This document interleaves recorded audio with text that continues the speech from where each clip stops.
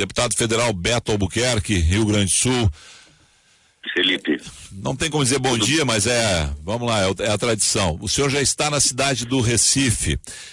Não estou, Felipe, eu na realidade estive em Santos ontem e hoje estou em São Paulo, né? Nós estamos aqui acompanhando esse desfecho dessa tragédia no IML, cuidando dessas coisas, para posteriormente irmos então a Recife acompanhando o Eduardo. Nós estamos super abalados, né?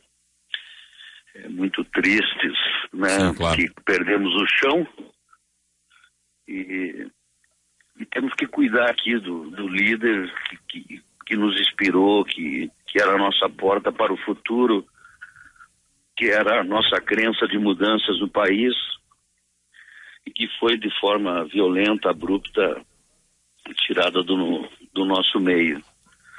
Então, nós estamos tentando entender, ainda se é que é possível entender um acontecimento dessa natureza, preocupados com a família dele, a Renata, os filhos, 5 filhos, e também preocupados, né, com a nossa militância que, claro. Deputado, que perdeu a sua referência. Né? Claro. Deputado, a informação que eu tinha até, inclusive, que o senhor tinha se deslocado de Santos, onde estava ontem, para a cidade do Recife, que já estaria chegando na cidade do Recife. O senhor está em São Paulo. Quais são, pelas informações de vocês, na melhor das hipóteses, qual é a possibilidade do corpo ainda deixar São Paulo hoje, chegar hoje a Recife, amanhã? Você já tem uma estimativa de tempo, né, para que aconteçam os atos fúnebres? Hoje nós consideramos praticamente impossível, né? Pela complexidade, pelo estado, né, em que ficaram os corpos e, portanto, a dificuldade de reconhecimento tanto do Eduardo quanto dos nossos queridos companheiros que também morreram nessa tragédia.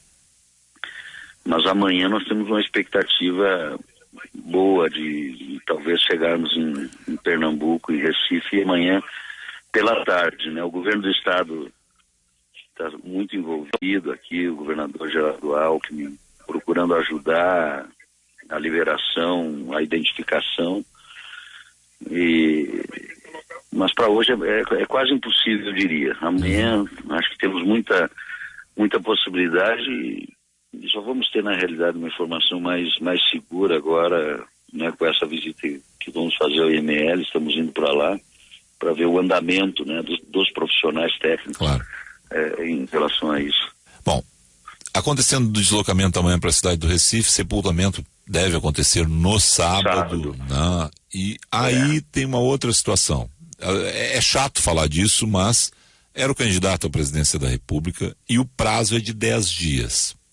Vocês estão, é claro, com luto, né? O senhor era um amigo pessoal de Eduardo Campos, estivemos juntos aqui há 10 dias no Congresso da FAMUR, o senhor, ele, o candidato José Ivo Sartori, estávamos, eu fui lá para acompanhar a entrevista coletiva, para ouvir os candidatos à presidência, e esteve lá a Luciana Genro, Eduardo Campos, outros candidatos, então, para a gente se inteirar do que estava acontecendo. É uma situação de 10 dias. Como é que se articula isso em 10 dias? Como é que vocês vão trabalhar isso? Porque, afinal de contas, o prazo existe. Olha, primeiro, Felipe, nós queremos concluir esse processo, né, de solidariedade à família, de homenagens ao Eduardo, né? A gente não está tratando ainda desse desfecho que teremos que tratar, como tu dizes, e tu, como bom jornalista, tem que perguntar sobre isso, evidentemente, mas tão logo se conclua esse processo mais doloroso, que é a despedida, né, o sepultamento, enfim, nós vamos ter que tratar, claro, do assunto, porque o Eduardo acendeu uma chama de esperança, expectativas de mudança muito grande, e nós não vamos deixar essa chama apagar em nenhuma hipótese. Nós vamos dar prosseguimento a essa chama que ele representou e que, inclusive, nessa semana havia já alcançado espaços muito importantes de crescimento. Então nós não vamos, né, acho que no domingo, na segunda, aí próxima, nós já temos que ter reuniões e conclusões acerca disso. Tá. Manter a chama significa manter uma candidatura na sua avaliação, PSB, a Rede, os outros 4 partidos terem um candidato à presidência da República, representando as bandeiras de Eduardo Campos, ou uma possibilidade que existe de apoiar uma candidatura, e aí se diz que o primeiro vice-presidente do partido, o ex-ministro Roberto Amaral, gostaria muito nesse momento de dar apoio ao presidente Dilma Rousseff. Qual é a avaliação? Não, manter a chama, a gente não está ainda no momento, eu muito menos, de fazer um ajuizamento, como é que eu vou dizer, profundo, né? Porque essas últimas horas assim são tenebrosas pra gente, tira a gente do ar, né? É como o rei da mudança, assim. Mas o que eu quero dizer é que é evidente que manter a chama acesa implica em ter uma candidatura que siga o legado, que siga a mensagem, que indique esse caminho, né, que o Eduardo vinha preconizando, né, como timoneiro, como nosso líder, né? Não vejo nenhuma chance, né, de nós não termos uma candidatura. Bom, quem é a candidatura depende de N variáveis, né? Porque tentar entender o que ele faria, Sim. O que ele faria nesse momento, né? E falar com o conjunto, né, de companheiros. Então nós vamos ter que ter candidato, claro. Temos 10 dias, né? É um prazo curto. É difícil tomar decisões assim quando a gente está emocionalmente abalado. É até difícil de falar, né, Felipe, sobre isso, claro. Porque para mim em particular, que tenho 24 anos de convívio, não só político, porque a minha relação não era só partidária com o Eduardo, era como se fosse meu irmão, de frequentar a casa um do outro, das famílias, né, se gostarem, se conversarem, é muito difícil, mas eu não vejo qualquer possibilidade do PSB deixar de ter candidato a presidente. Tá.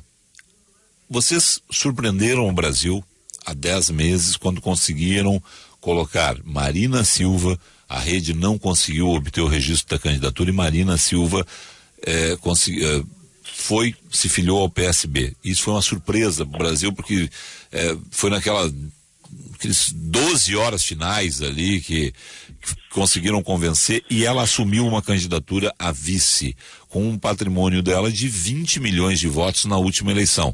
Foi formada a chapa Eduardo Campos, Marina Silva. A tendência natural é Marina Silva, apesar de alguns setores do PSB terem divergências com Marina Silva, assumir a candidatura. Como é que funciona? Eu acho que não tem nada natural ou automático nesse processo. A Marina também está muito abalada. Nós não conseguimos nem conversar sobre o fato, né, sobre esse momento triste com ela ainda. Nem sabemos, né, qual é a real disposição dela ou de quem quer que seja na continuidade disso.